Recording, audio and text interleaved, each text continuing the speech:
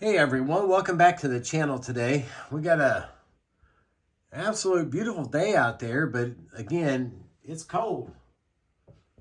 So, won't be doing much outside today. I kind of feel like doing what that one's doing, but I want to spin you around here and show you what we've gotten done so far on this Twin Sonic and what I used to do it and how I did it. Now, I got to kind of be a little careful of how I pick this up. Here you can see our yellow lights back to there. We're pretty good on the shape of it.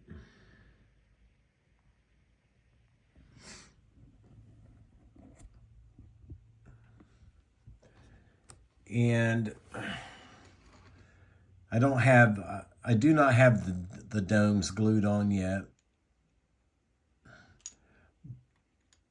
But I just chromed the outside of that base. I made a new base for it. But here you go. We've got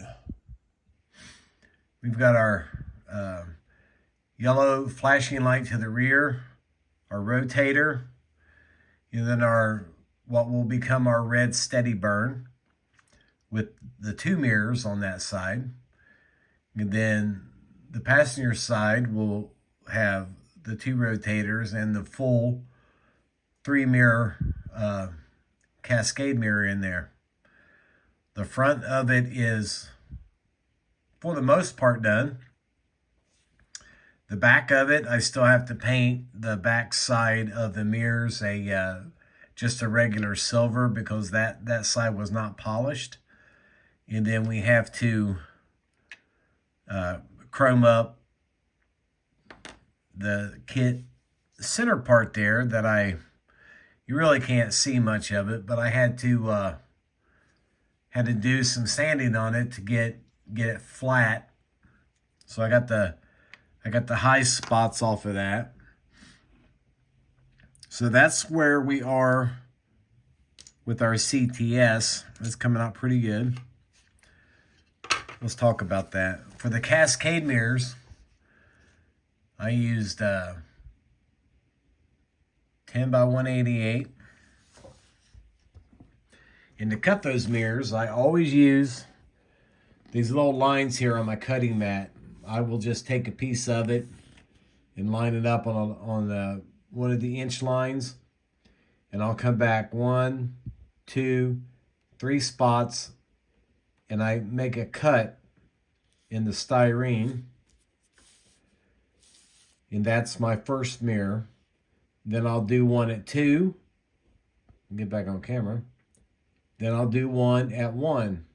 And then I glue all 3 of those parts together,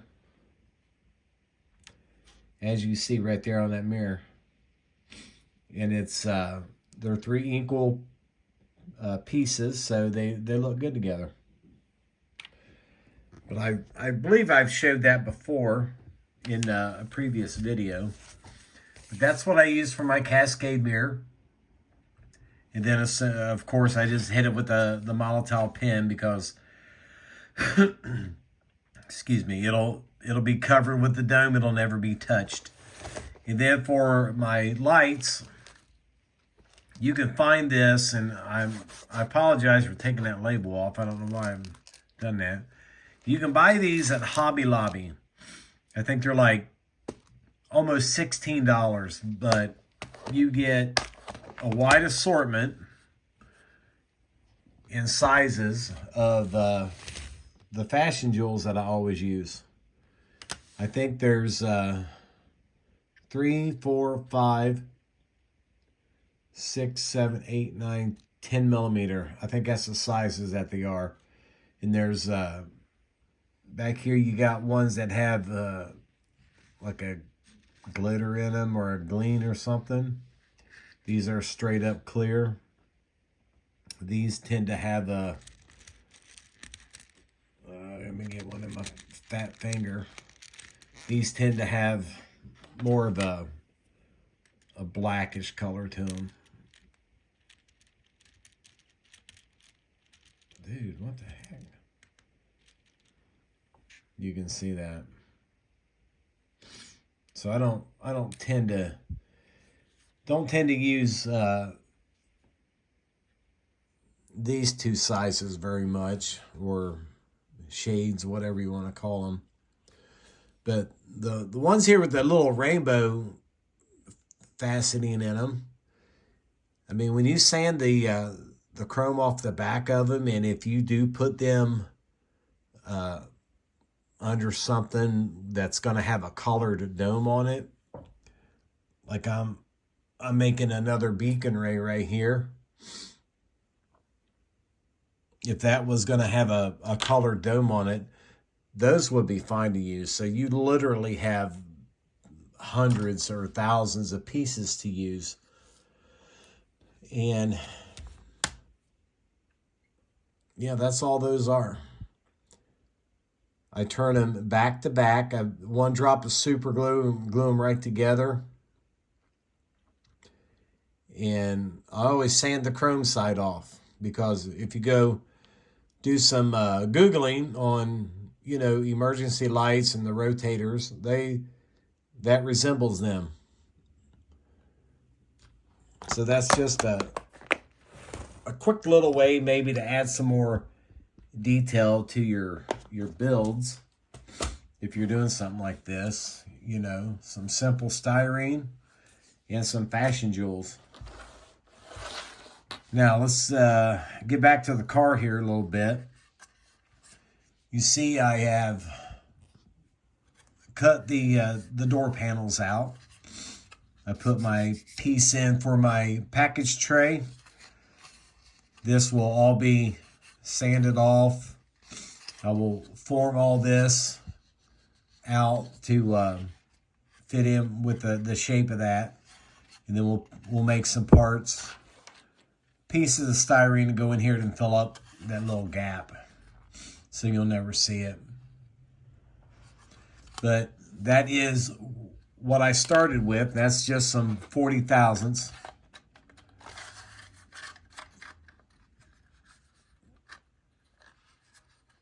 And we're still fitting. Now what I did to ensure I would stay correct was I left the area where the dashboard goes. I cut just behind it on both sides. So hopefully my seats and everything else will still fit just right. And then we made a mark on the floor and on the wall to the center line of these doors. So hopefully, I doubt you can see that, but hopefully when I go and make my panels, we'll put a little piece of styrene right here in the middle, and then that will give us our separation between the front and the back door. And then I started making some small little details for it early this morning. These are going to be window cranks. They're just roughed in right now. And I will show you what I use to make those. The handle of it, I use a 30 by 30 square piece of styrene, really small. For the larger round part, the piece that attaches to the door, I will use 80 thousandths rod, just a little bitty piece of it. And then for the piece that you would have held your hand on and rolled the window down, I used a piece of 16th rod. Again, just a little bitty piece of it.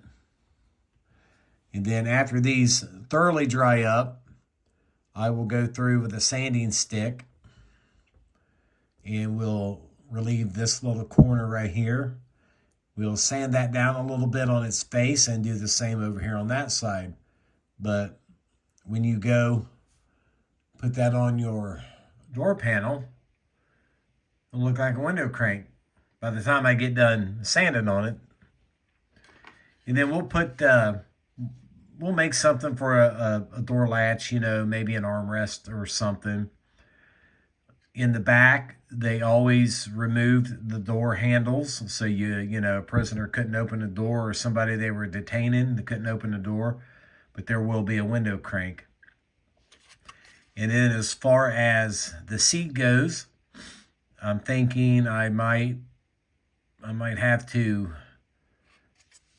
get all this removed and maybe make my own out of the 2 buckets with some styrene, you know, a little bit of putty maybe, but we'll work on that and worry about that as this build progresses. I did not receive the item that I have been foaming at the mouth to get in the mail yesterday, so there's always today, which is the project that I actually would like to be working on right now. So I'll just be farting around with this thing until that shows up. And, you know, what we get done, we get done. And that is the kit hood that's in there. I had to do a little bit of sanding on it to get it to fit right.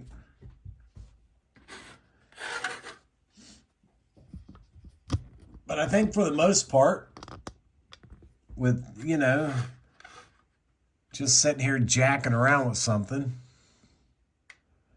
I think it's coming out pretty good. And by doing that cutout in that light bar, you know, that opens up you guys who want to do a Squad 51,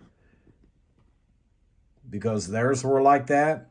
Anything from California was like that. That's why it's called a CTS, a California compliant twin sonic. We got the arms back here for the gutter mounts, so that will be, you know, raised up a little bit once we get to that point. But that came out pretty good. It shows up really well. I painted the yellow push pin. I painted the push pin yellow on both sides, front and on the inside. And then that fashion jewel that's in there, I left the chrome on it so it would reflect more. So that looks pretty decent. I've made many of these in the past. I've actually sold a bunch of them, but I don't do that stuff no more. So I guess with that being said, thanks for all the great comments on my last video on this. So we'll call this part 2 and the final on our Twin Sonic. We can get that chromed up, let that dry, and we'll get those domes glued on, and we'll call that one done. And then we can focus more on working on that interior. So until the next video, you guys take care. I don't know if my video making is going to keep up with the current holidays coming up, but we're all going through the same thing right now. So if you don't see me for a few days, just know everything's fine, and we'll see you in the next video.